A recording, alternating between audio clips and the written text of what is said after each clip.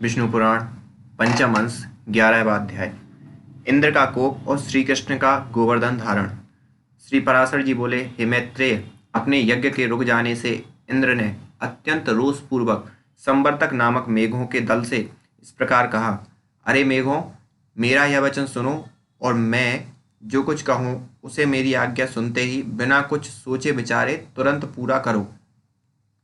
देखो, अन्य गोपों के सहित दुर्बुद्धि नंदगोप ने कृष्ण की सहायता के बल से अंधा होकर मेरा यज्ञ भंग कर दिया है।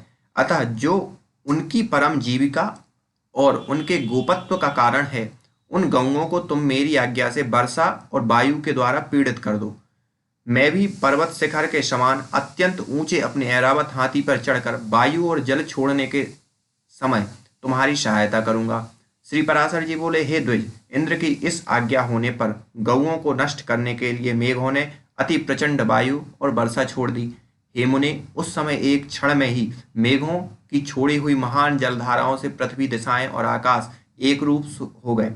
मेघगण मानो विद्युत रूप दंड घात से भयभीत होकर महान शब्द से दिशाओं को व्याप्त करते हुए मूसलाधार पानी बरसाने लगे।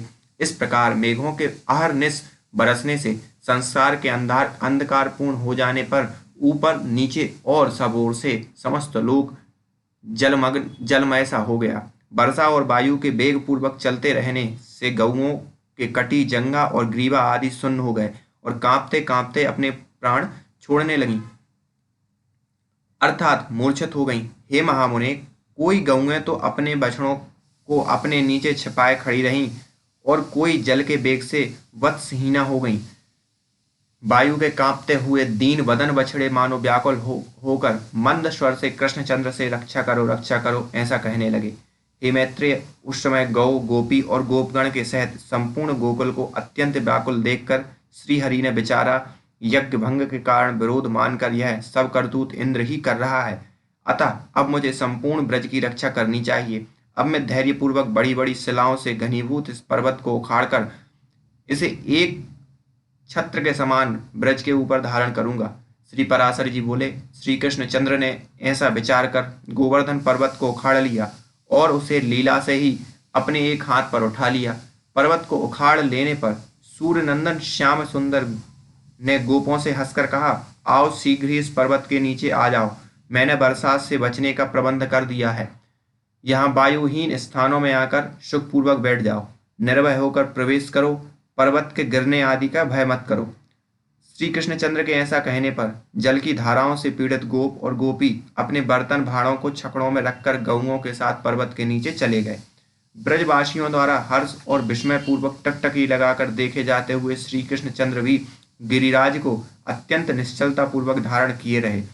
जो प्रीतिपूर्वक आंखें फाड़कर देख रहे थे, उन हर्षित चित्त गोप और गोपियों से अपने चरितों का स्तवन होते हुए श्री कृष्णचंद्र पर्वत को धारण किए रहे।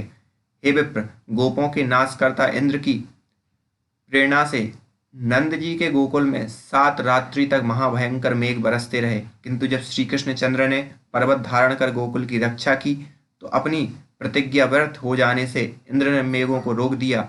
आकाश के मेघहीन हो जाने से इंद्र की प्रतिज्ञा भंग हो जाने पर समस्त गोकुलवासी वहां से निकलकर प्रसन्नतापूर्वक फिर अपने अपने स्थानों पर आ गए और कृष्णचंद्र ने भी उन ब्रजवासियों के विस्मय पूर्वक देखते देखते गिरिराज गोवर्धन को अपने स्थान पर रख दिया।